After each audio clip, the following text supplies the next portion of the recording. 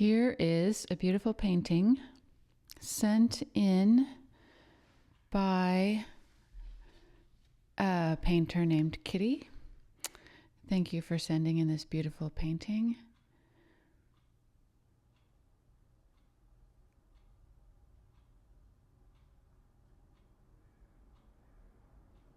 Let's see what Kitty has to say about her painting.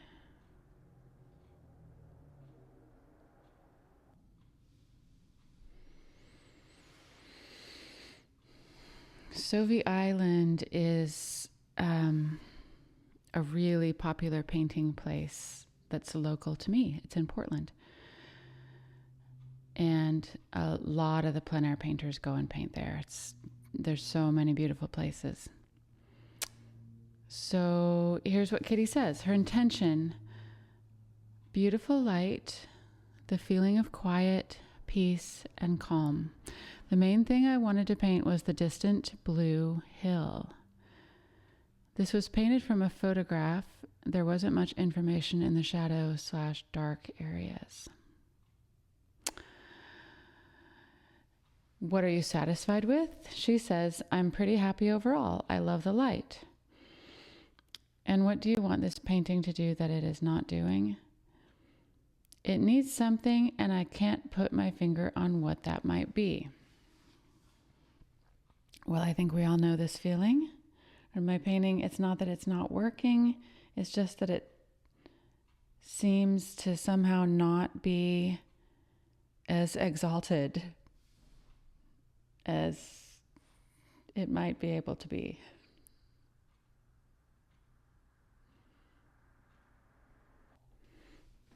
And she also says, I would just love to see what you would do with it. So, as you know, the painting makeovers are intended to pick up at the point where the painter left off. But it's really nice for me, in this case, to have license to maybe solve it the way I would solve it, which because I agree with Kitty. I think this is a lovely painting, and I will take a pass at it. Let's look at my palette.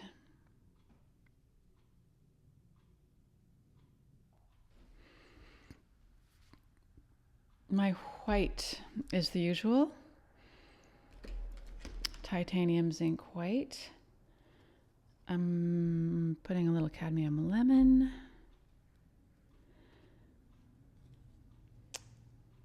I'm guessing that Kitty used a slightly more limited palette than what I'm using, cadmium orange.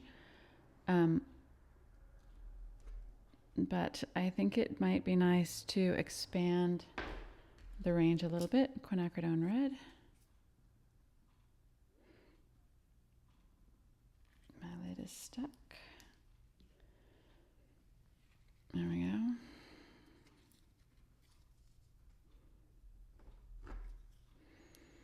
Cadmium orange and quinacridone red give really beautiful pinks. Ultramarine blue.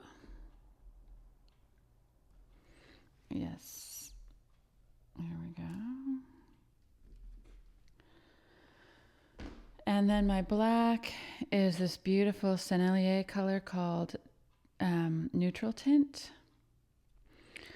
And it leans a little purple because it contains some black, some red, and some blue.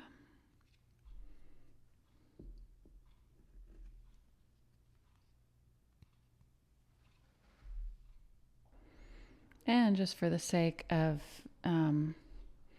knowledge, let's have a look at what those pigments are. PBK9 is carbon. PR209 is quinacridone. So that's nice. That means we're gonna already have some harmony in there. That's good. And then PB60 is anthraquinone. All right, great. So it's really lovely. I'll show you.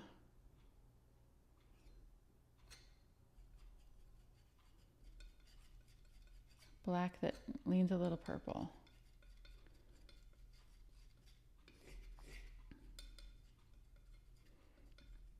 And it's not too opaque, so I think that'll be nice for the darks. And then here's my medium solvent-free gel.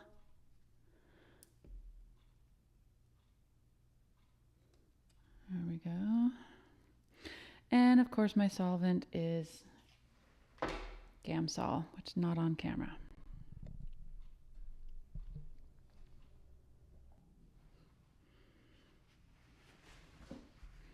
Okay, here we go. Here's her actual original painting.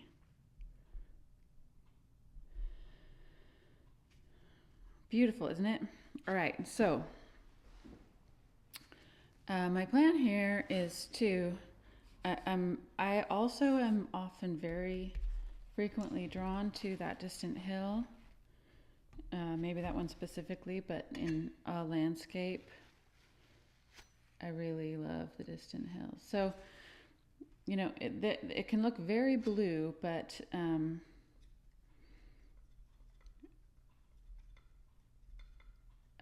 because the light is late afternoon, approaching sunset, we need to have a little pinky orange happening kind of in anything that the light is touching, and maybe even everywhere.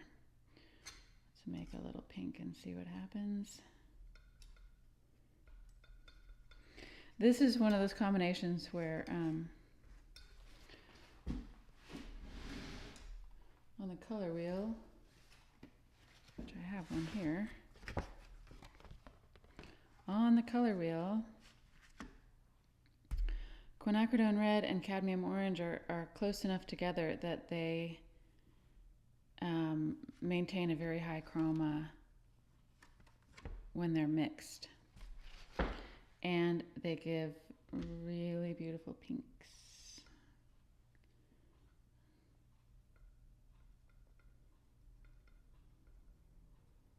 So pretty. All right.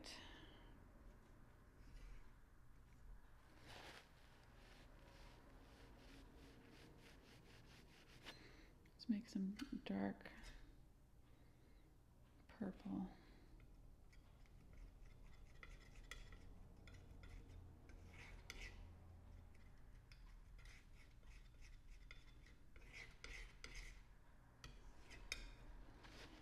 Okay.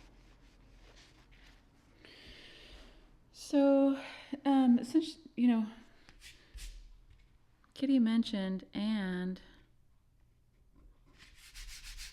she mentioned that like these areas were actually very, very dark, and that can actually give us a nice, clear space that sets off the really lit areas. So my plan here is to make these darker, make almost everything darker, actually. The dark parts darker. Maybe bring this up a little bit so we just have a little bit less the same. Let's see how that goes. Start there. Start there because I think it's going to give throw all this stuff into a different relationship. Now the other thing that I see right off the bat is there's several places where we're hitting almost white, and here too. And this is quite light. Sometimes in a photograph, that's what happens in a photograph.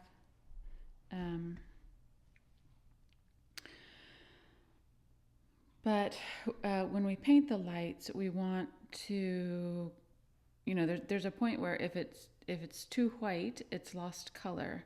Because as you go up the value scale, you start to lose color. The richer color happens in the middle. Okie doke. So I'm going to glaze this on. I'm going to drop that chroma a little bit with my neutral tint. I want some purple in there, but not too much. Okay, so did you know that when you're glazing,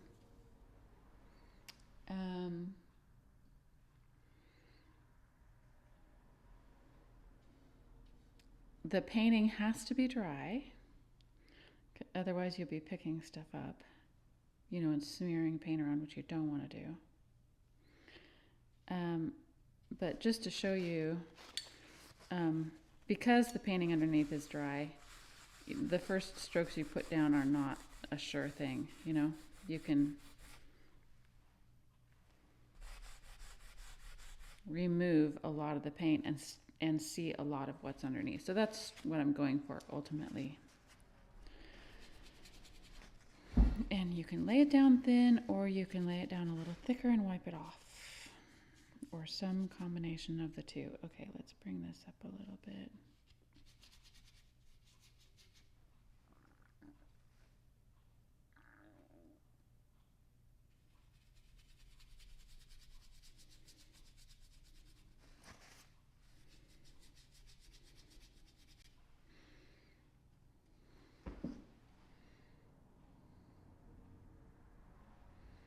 So usually when you glaze, you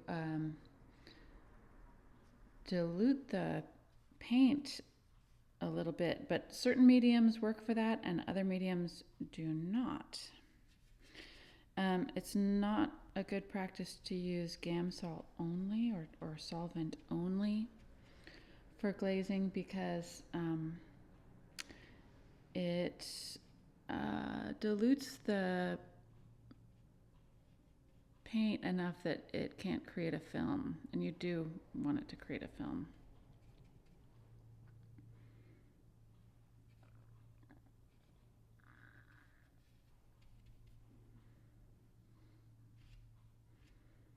Trees at Sauvie Island, okay. And you know, when you have a hill like this, you have options, and you want it to be interesting enough. So you can always usually design it better than it comes to you. All right, I don't want to lose my horizon line, which needs to be a little lower than this one, right? Because it's closer. Might just raise that back one. Let's see.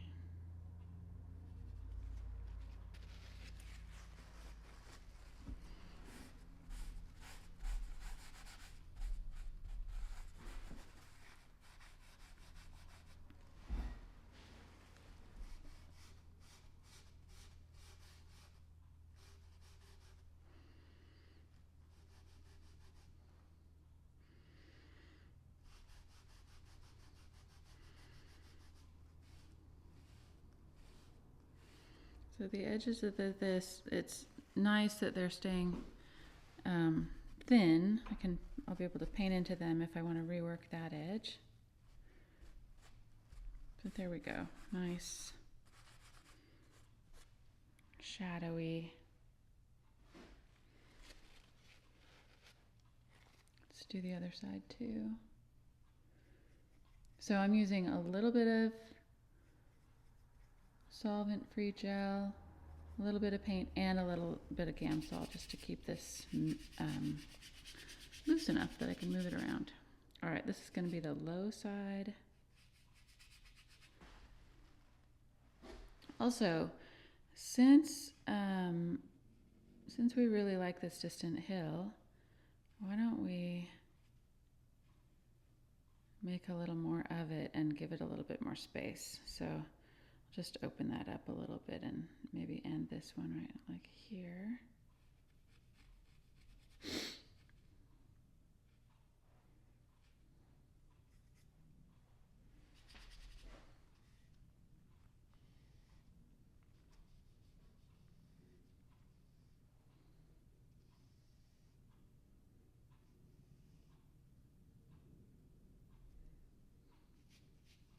when the water's really calm like this, the edges of the reflections are not fuzzy. They are crisp. Whoop.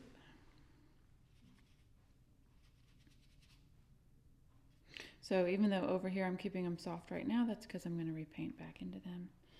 And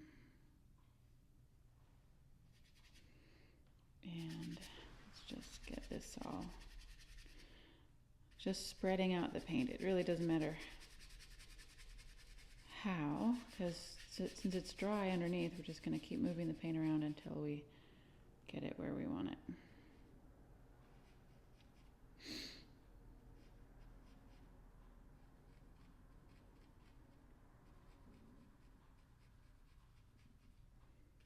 Okay, and we need to have enough reflection, although sometimes you'll get like a nice kind of mirror image, and sometimes there'll be a section of the water that's that breaks it up a little bit more. So in this case, let's let the water do that a little bit. We'll bring this reflection down here.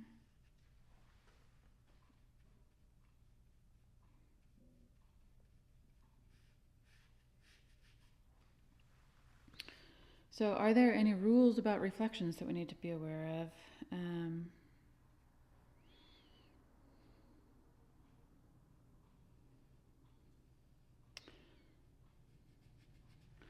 I mean, the main thing is that the reflection is a reflection. It's a mirror reflection. So we need to distinguish in some way between the thing that is the object and its reflection.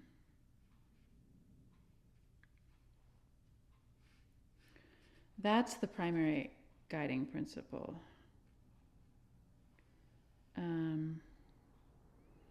Let's see, we'll connect to this. See, and I can still lighten that up if I want it to recede a little bit, or if I don't want to have those brush strokes in there. There's actually another cool thing you can do with a glaze at this stage.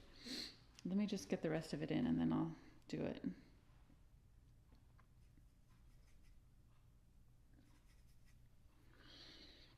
Okay, we do want this to look like it makes sense. So this is going to be here, and then this is going to be here.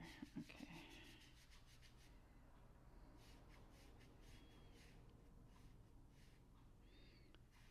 So that'll be more clear reflection. And here will be, that's another section where the water is disturbed. Okay, great. And, you know, how much, you know, you can see that I'm treating these as individual, as whole shapes. Like this is a whole shape, and this is a whole shape, and I'm not really distinguishing between the water and the land, although I'm aware of the water and the land. Okay, so I'm going to get a really soft brush. This is a long filbert from Rosemary, and it's very soft. That's the important thing, that it be very soft. So, because I have some brush strokes in here, right? So if I don't want those brush strokes, a very soft brush, and a fan brush is actually good for this too. You can just sort of flick it over the surface, and it gently smooths out the paint.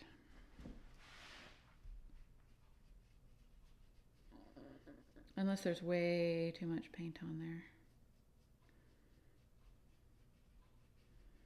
And if there's too much paint, that means you're picking it up rather than just moving it around.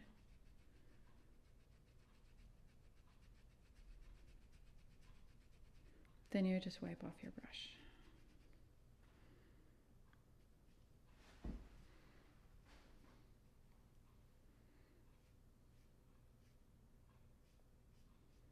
Okay, there we go. So we still have some of that nice color shifting underneath, but it's just not happening as strongly. The contrast is less, and the value is much darker. So I'm not going to finesse these edges too much right now, because at this time of day you tend to get a lot of color in the edges where where there's an intermediate thing happening.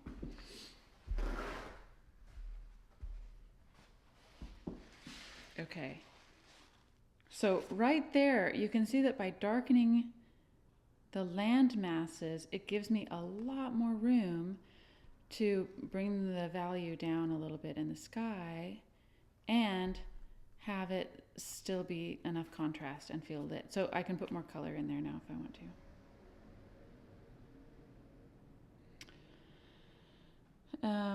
But while I'm glazing, I feel like it might be really pretty in this painting, since there's so much nice brushwork here, to also glaze some of the water in the sky and then build the lights back up. And the reason I want to do that is just for the beauty of the glaze itself. So this one is going to be, I don't really want to change the color. I just want to, well, I am going to change the color. I just want a greater sense of depth, and the other great thing about a glaze is that you get to scribble all over and it kind of opens up the surface. So straight blue is not what I'm after, but I want to move this towards the duskiness of the hour. So bluer than that one. And I can just do a little test. See how pretty? And it gives extra depth. Okay, so not too blue. Not too like super strong purple.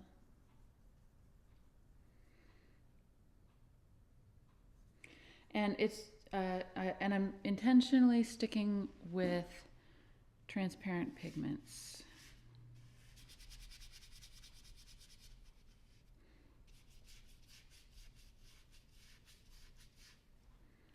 So same thing is happening here, where it's going down darker than it's gonna end up, and stronger.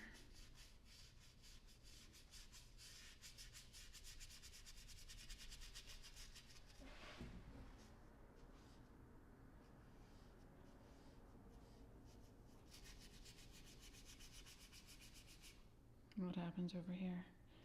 Oh, just go ahead and let that connect. Okay, so in here is where it transitions.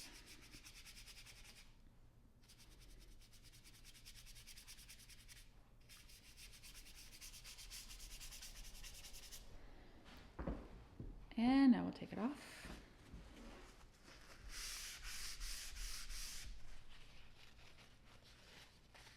Sometimes when you're doing this, it matters what kind of texture you have on your rag that you're using.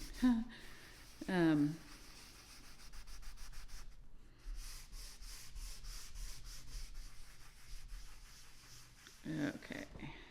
Oh my gosh. Honestly, so the thing about glazing with oil paint is it's so beautiful. It does this thing where it unifies everything and gives you extra depth. I think the reason we don't do it more often is that we are, if we're doing like alla prima work, then we don't give it time to dry. But if you give your painting time to dry, this can be a planned part of your process. Look how gorgeous that is.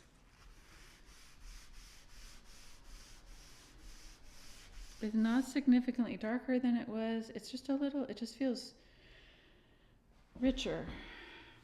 It's so pretty.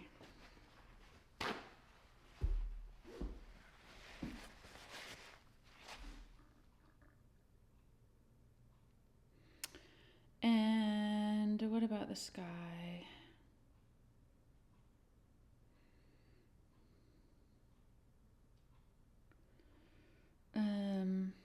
I haven't decided.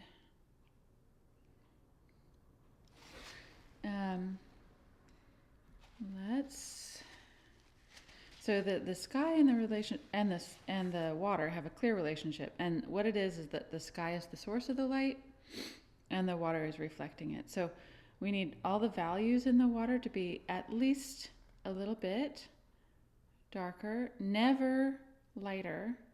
So at a minimum, the same. It makes sense, right? Let's take out a little bit more of this. It just looks a little dense in here.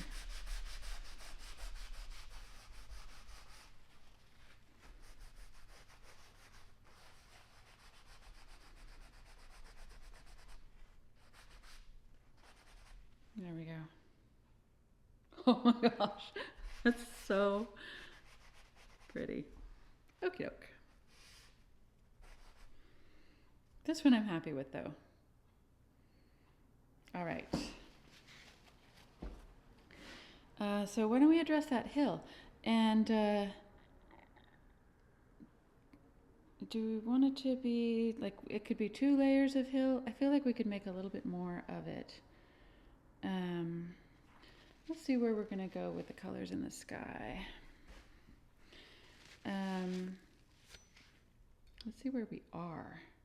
I have this cadmium orange because I think there might be some of this already happening, maybe with a little bit of yellow. You know, like I don't want to completely okay, let me gather my thoughts. Kitty has established a lovely color harmony here, and it's cohesive, and I'm going to change it a little bit by making it a little pinker. But I want, if possible, I want to know where she started by mixing that color, so that when I go in and make changes, it's not a completely foreign addition to the painting. There we go. All right, let's move some of this sky a little bit. Sky and then that hill. So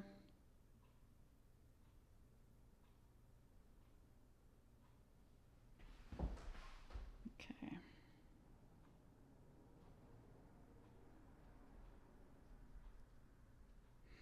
And a little pinker. Here's my pink.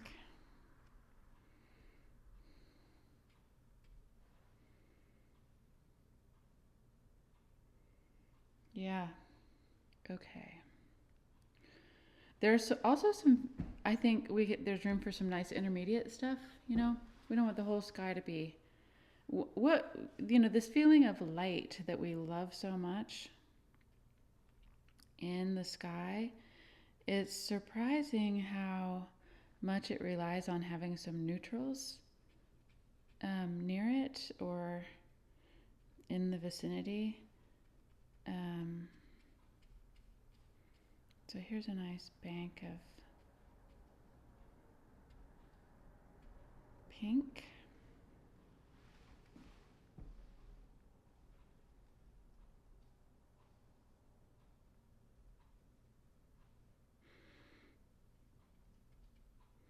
And, you know, I probably am going to end up painting over most of this to demonstrate my point. Not because it wasn't beautiful to start with. This is just the process for the Painting Makeover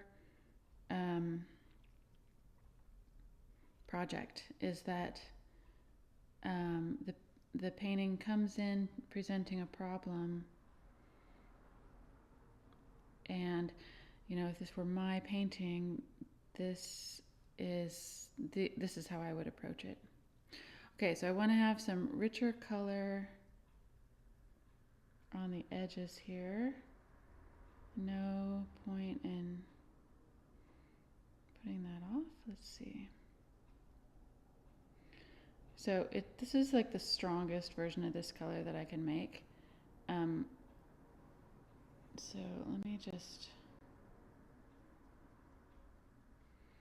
drop it a little bit into the shadow so that I can still have some place to go if I want to add more. Because this is where the sky is peeking through the edges. So in backlighting, we don't get a lot of, I mean, sometimes it's coming towards us and the land is, the distances and the objects are so big that we do see a lot, skimming across the tops of all these trees as they move towards us. But the gist of backlighting is that most of the action is going to happen on the edges.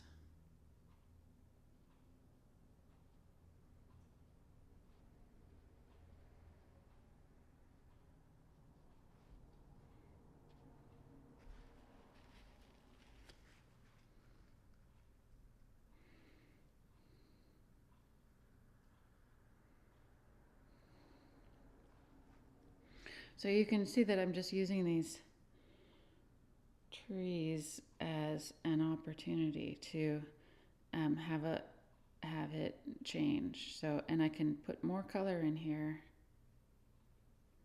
In a painting, even where it looks like really dark trees against the sky, if those are little branches and stuff, they cannot hold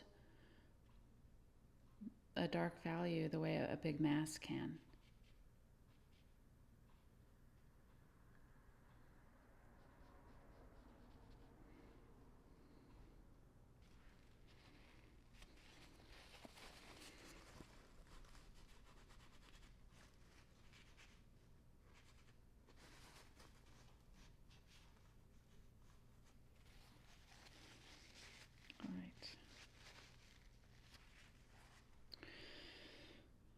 And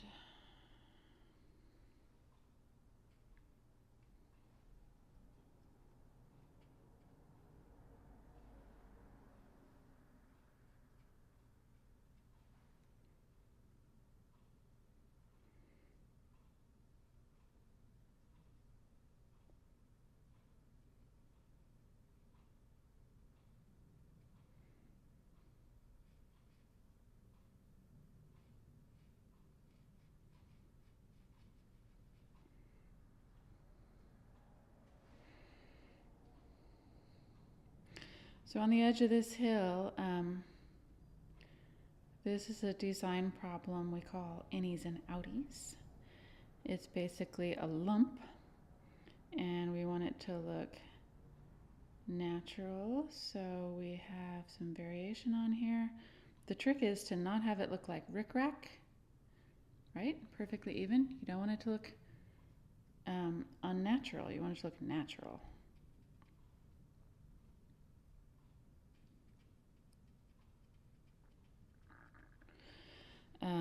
So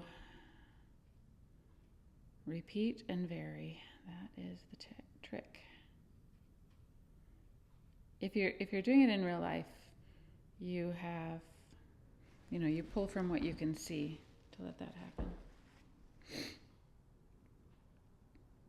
Well, that's pretty.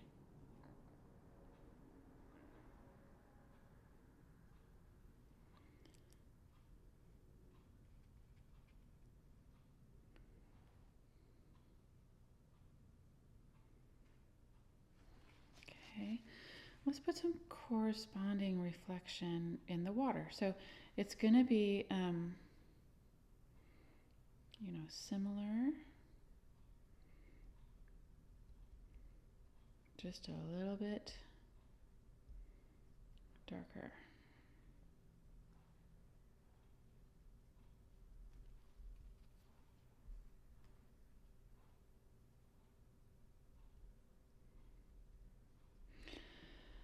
So when we go darker, does that mean we have some other questions to consider as well?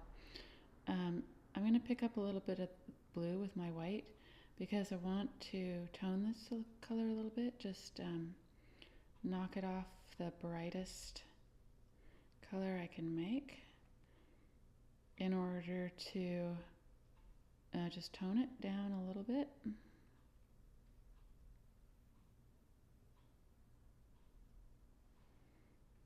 See about that. I would be very happy if I were at Sauvie Island and I saw this color on the water. All right, so here's where I'm just gonna bring this color all the way up.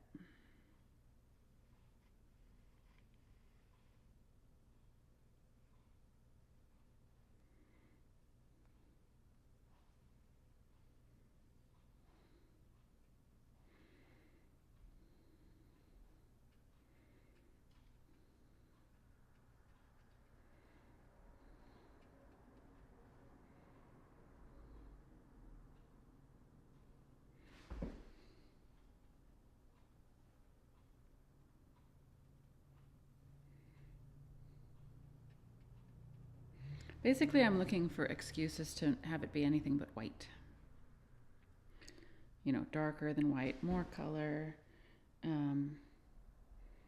Here on the edge, I'm going to do the same thing of having some more color, more bright, orangey, pinky.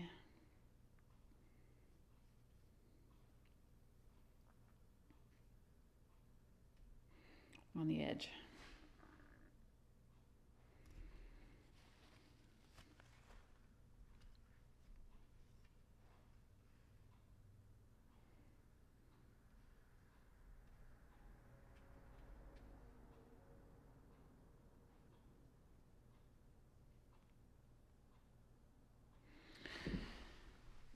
Okay.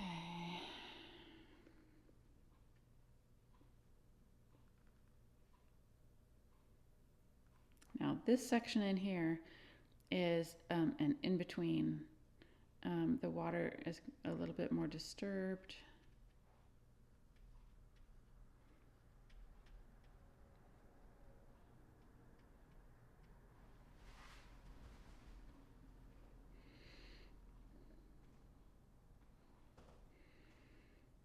So one way to do that is just to make an intermediate color. If you don't want to paint all those little ripples, another way to do it is to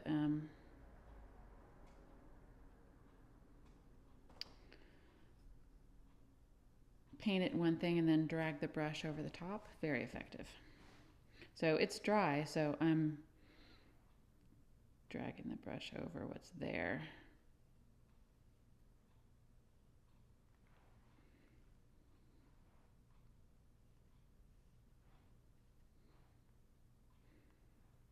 Just mixing this color gives me an excuse to just have this color in the painting. So it's and notice how that's looking way too dark, because now it's isolated in there.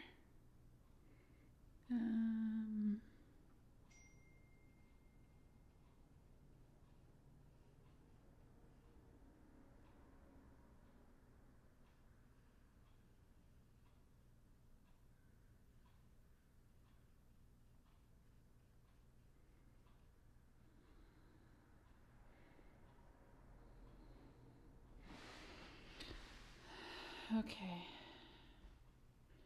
so will that kind of be both?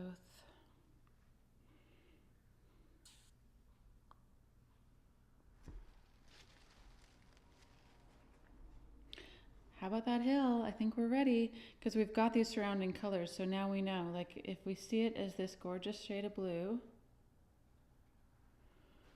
she saw it a little bit lighter.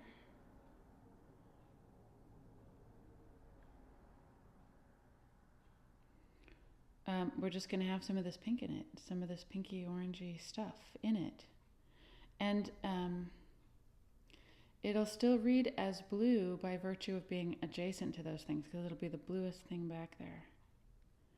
And if we want it to be further back, let's do 2 layers of hill.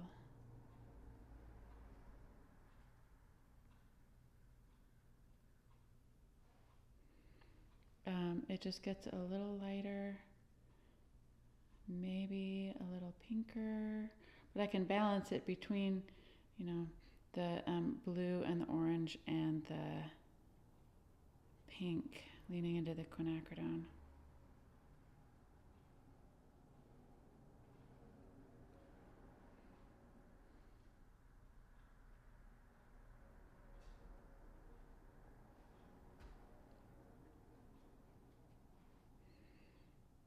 All right, let's take care of this stuff. It's just gonna be slightly darker. I'll go back to my blue.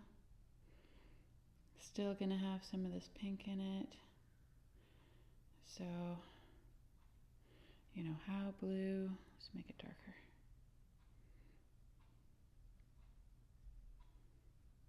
Again, like we know we need this, if I'm gonna divide this and have a little bit of hill right here, it has to be darker than my very distant hill, but it also is distant, so I just don't want to forget that and put too much contrast in right there. Just a little contrast.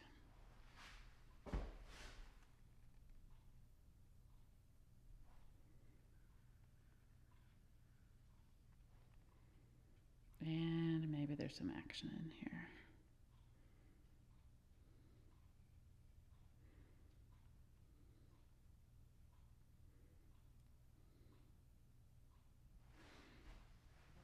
I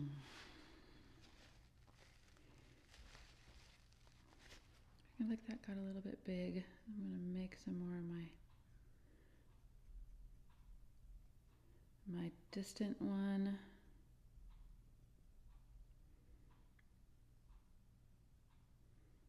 I still want it to be blue. Like it's just becoming more and more and more like the sky as it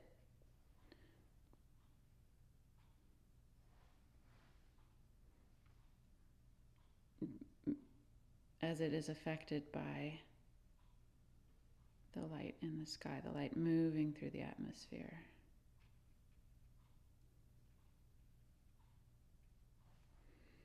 There we go.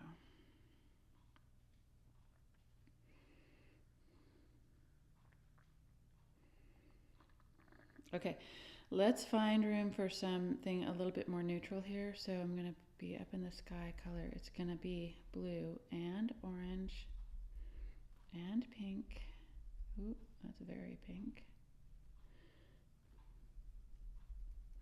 What I want is a value that belongs in the sky and it starts to connect my stronger pinks and oranges with the blue that happens in that sky. So it's just somewhere in between. Let's make it a little lighter, maybe a little yellow, so it'll connect with what's already there.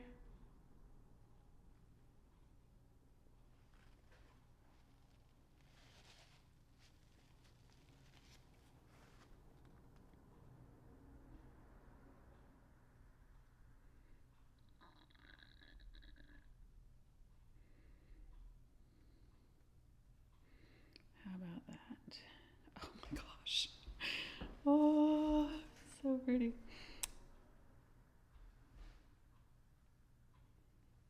Okay.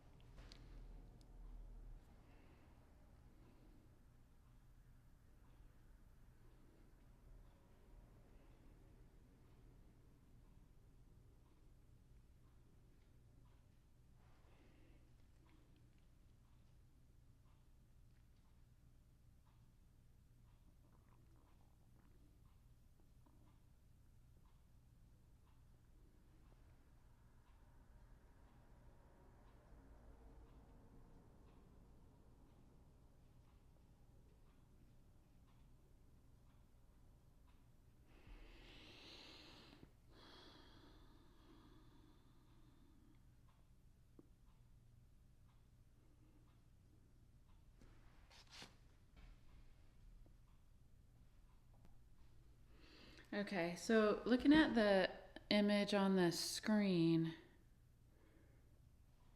I'm just going to play with my lighting for a minute because, you know, what the camera is seeing here, it's not that easy to get it to look exactly the way I see it, but here's another.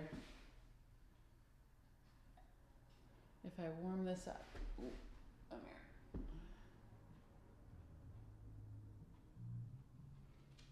A little warmer.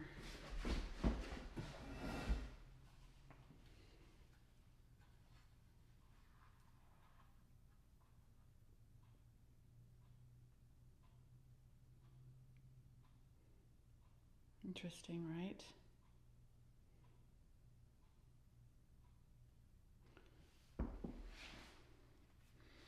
Okay.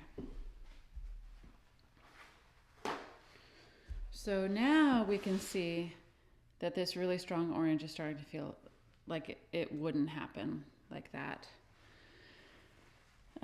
Let's see, I've got my beautiful sky color loaded on here. So I'm gonna keep going in the sky. There's a strong, we'll just have a stronger pink edge on the underside of this cloud. Maybe not quite that dark.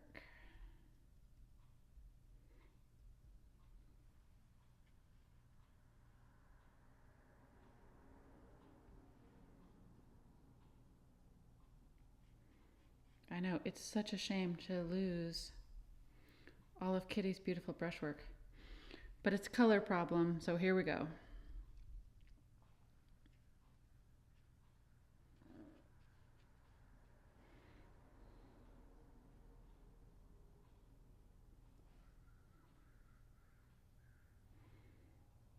Oof.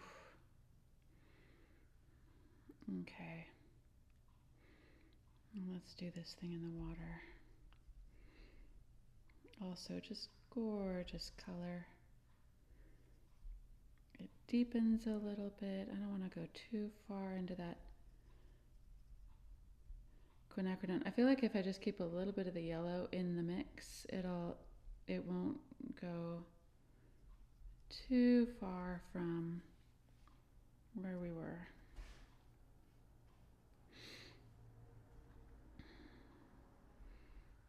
And that is too dark for the water.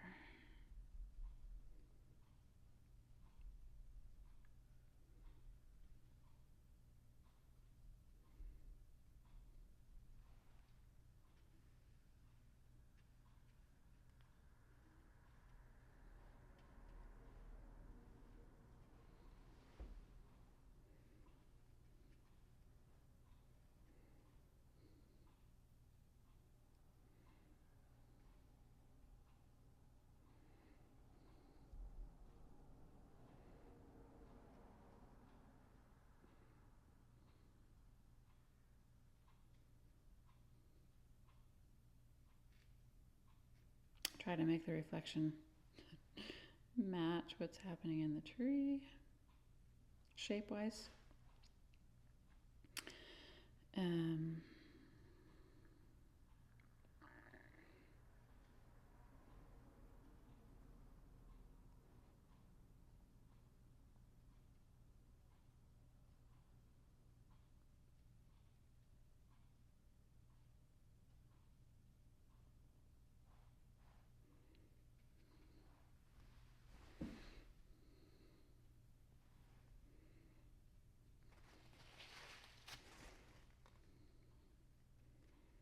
Again, repeat and vary. You don't want to have to. And then here's where I'm going to need to transition into my beautiful glazy color. But I am going to take that very bright bit out. Not because I don't want it to be bright right there, but because I want to do it more with color and less with a value change. I mean, you have to have a little bit of a value change, but let's carry this across.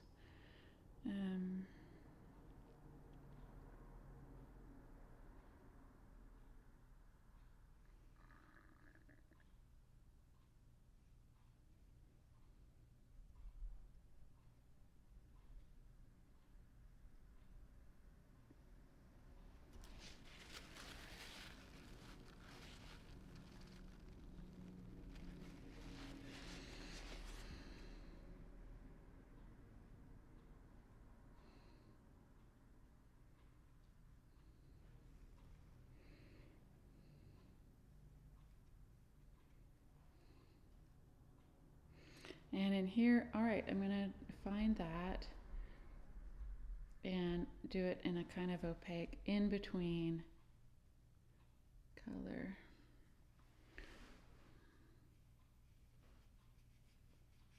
And this is still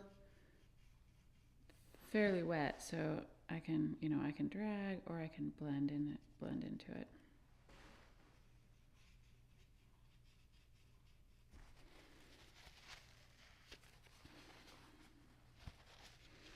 Or I can dry brush it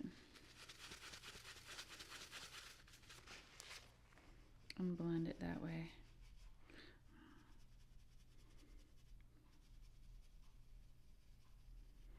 Because remember what I said about reflections being crisp? That only applies to at the edge of a big value change. If it's a soft, like if how if it's a soft edge, it's a soft edge. But you can see it when you look at the water in real life. Like there'll be a big drifty thing, and then it'll be a hard edge where it's reflecting the object. All right.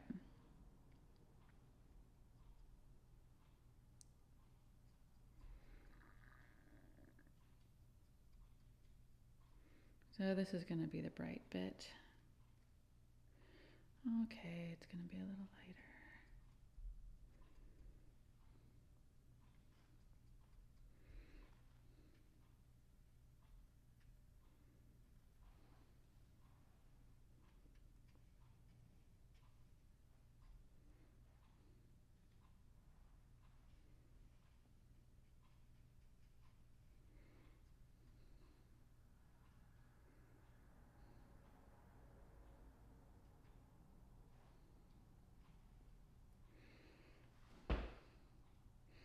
And let's have some of that intermediate business too. I swear the neutrals do so much for keeping things connected. Especially like I said, in a painting where the idea is that the color is so pretty, that doesn't mean that the color is off the charts, high chroma everywhere.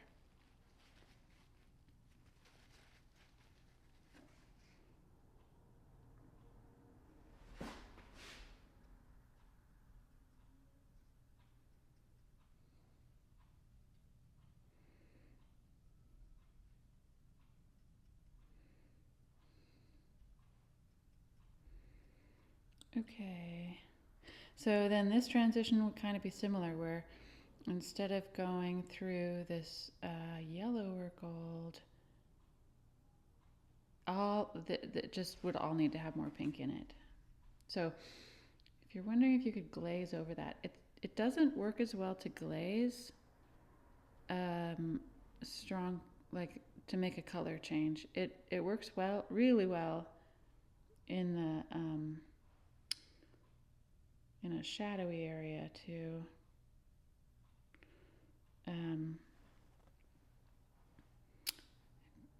unify and darken.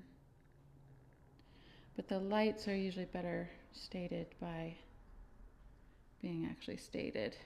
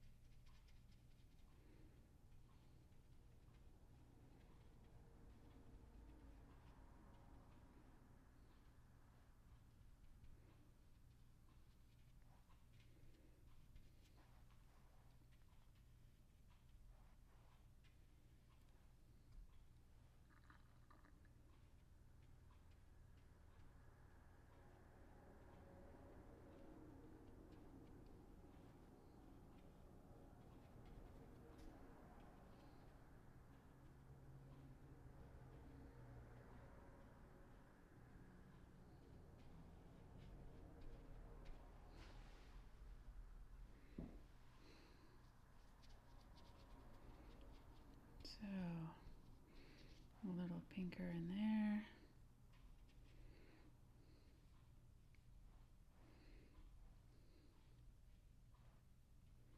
And I tend to drop away from the brightness as I get to the edge.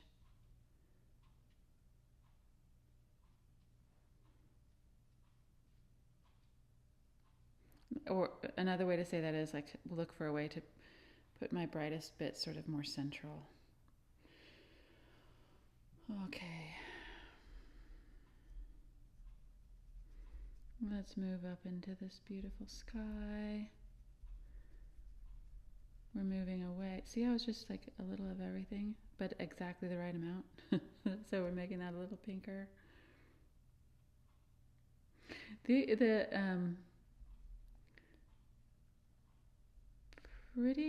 Some of these color changes are pretty delicate. I think sometimes,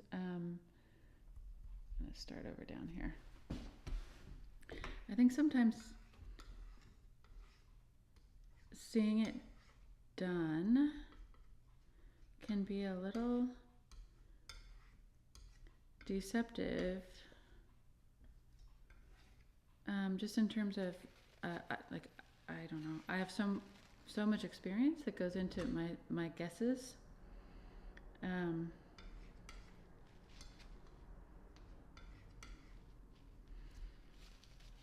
But it takes as long as it takes to figure out your color, you know, like if you put it up there and it doesn't seem like it's the right thing, then you know, make another guess.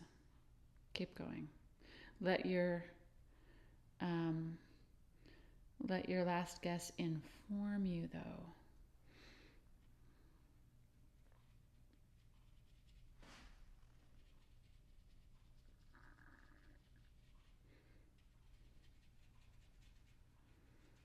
I'll just put some, not a big value change, but just getting some of that pink in here.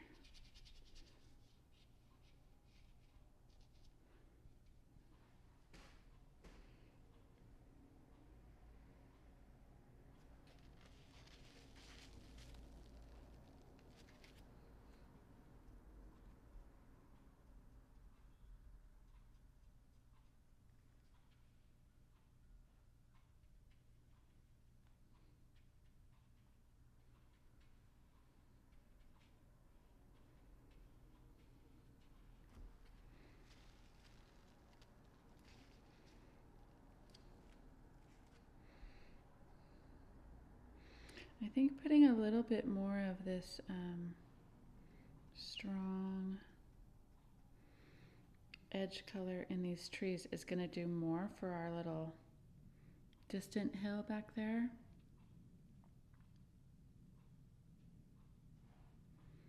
Where that light kind of comes around, but particularly where it crosses the horizon. That makes sense.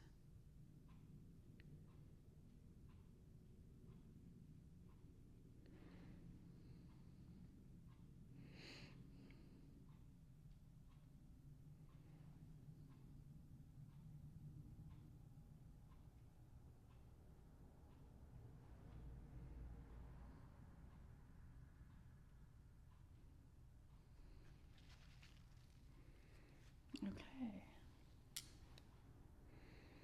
Well, I've been a little less than decisive at that point.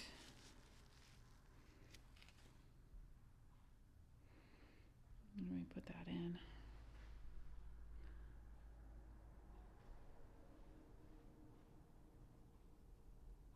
So not everything has to be really tightly stated, right? We could have another little swipe of variation back there. Sometimes the most distant horizon line gets one of these little things under it, but it's so tiny. But it can be a nice way to soften the distant thing. Just keep these all lined up here. There we go.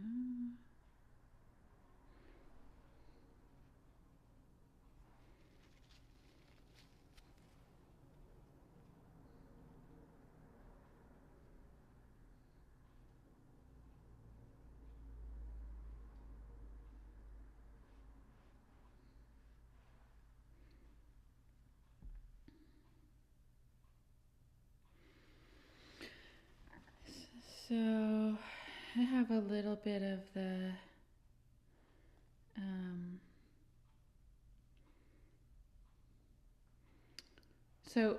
it looks like white, right? These clouds look like white clouds. Obviously, they're not white, but they. So this is an interesting thing that can happen. They're quite blue. We want them to feel like clouds, but we also want them to belong to the day. So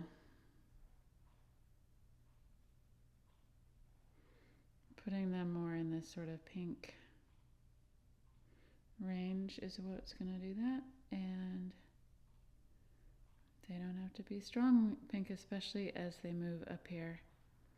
I'll move them towards blue.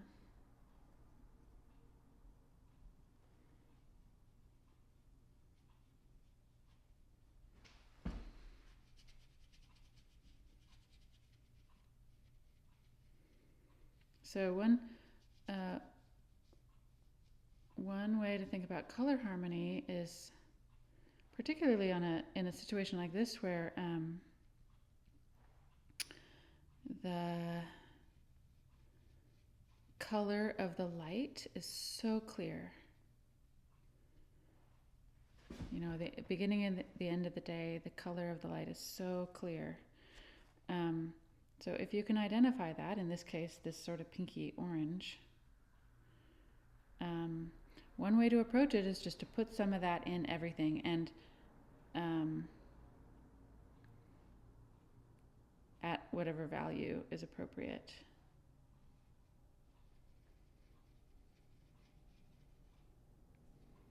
So that's kind of what's happening here, is just moving a little bit more pink. Up here I think it's fine. And it's, yeah, like I said, it's a little sad to go over all her beautiful brushwork. Okay.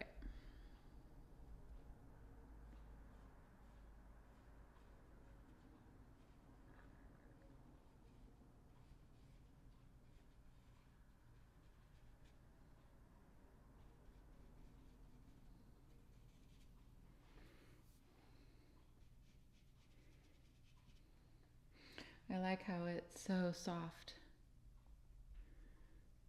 Move a little bit into the blue just so I can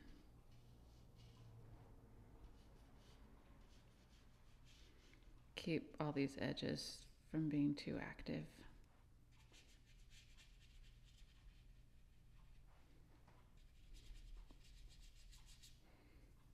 And we've landed right at her beautiful blue. It looks a little...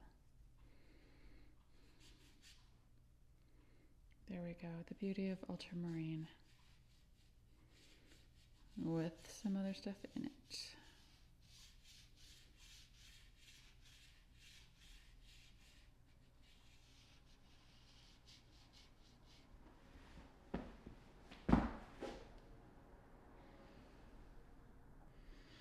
All right, and since I talked about dragging to get the reflections, let me just do a little bit of that. There's some of it happening here, but I want to have a little bit more of a mix happening right through here. So I'll just pick up some of my color.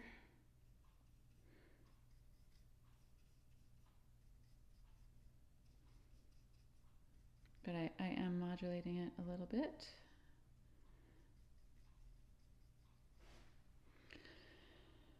And then because we want to have these little bits where you know, if I had a brush this wide, I could do it with one brush stroke and just be like drag it down. That's a great way to work, by the way.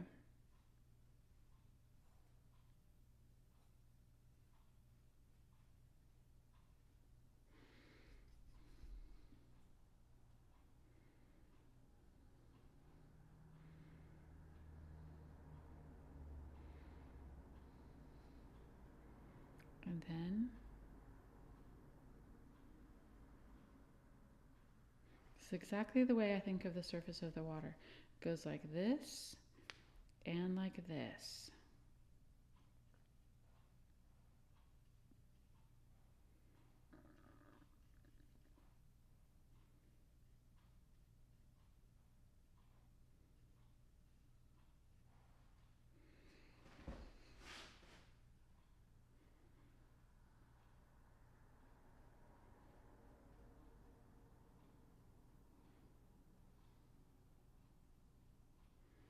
You just don't want it to look like your brush went boom, boom, boom, boom, boom at equal distances. It's incredibly easy to accidentally do that.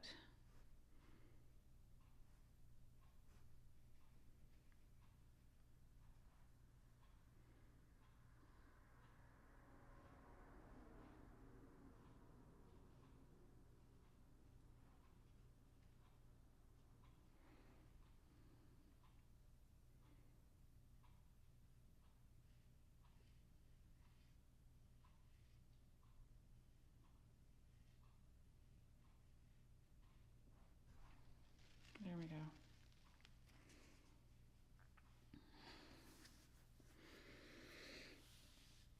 Okay, so I do want to indicate a little bit where the shoreline is over here.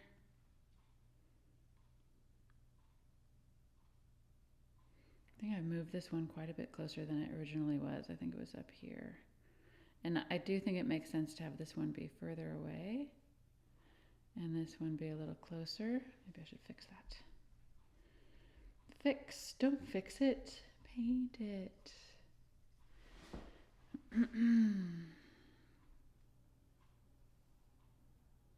Oh no, that's all trees. I didn't move that. Let me just move the other one down.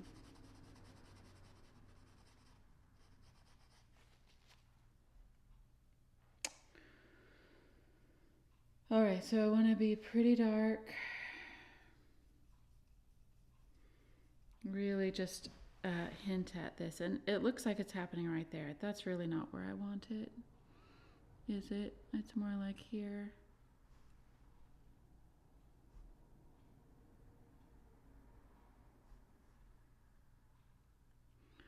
So just a little bit of an indication that we know where that is happening. You're right, I should take that one out. I'll just go back in with my glazy color. Something slightly glazy. Actually might be able to just blend it out with this brush.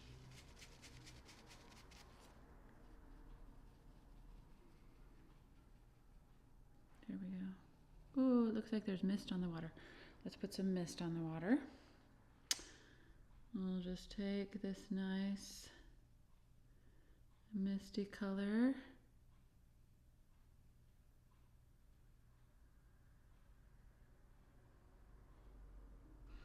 Lighten that up, and then, because I'm at this stage, I'm just gonna blend it.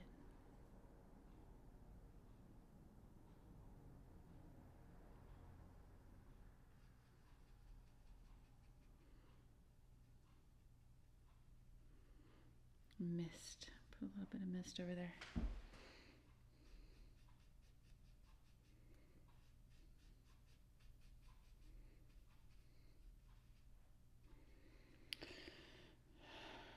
Whoa, that's quite misty. Go back and forth a little bit.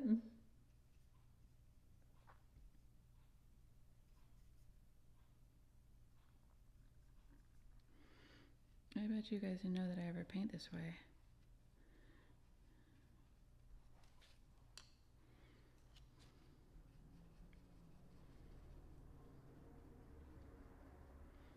There we go. A little less mist. Should we have a little bit of mist over there? Why not? Seems a little bit dangerous, but let's do it. Just barely. I just like how it's softening things. So, you know, as you know, the objects are there just to hold the light and the atmospheric effects. Like we learn how to paint objects and then we learn how to use them.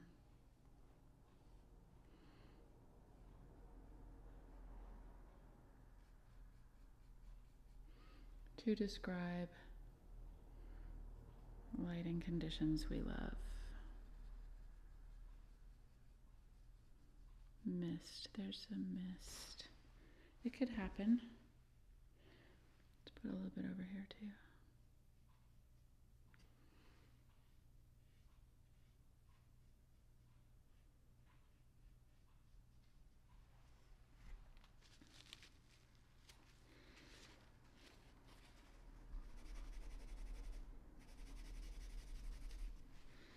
Okay.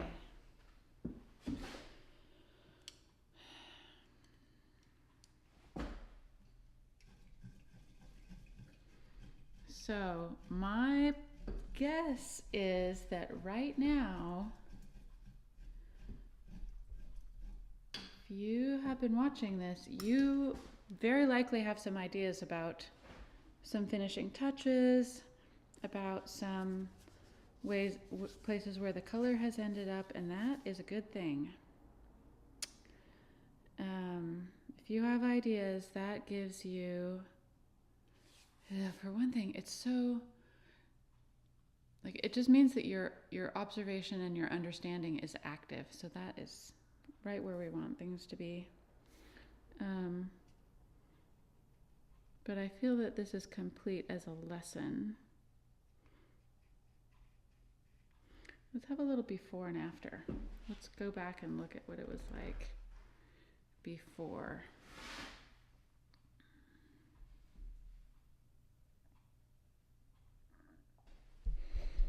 So here is the original, the way it came in.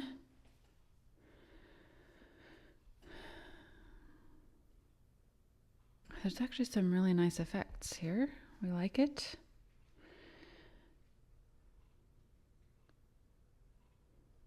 Before and after.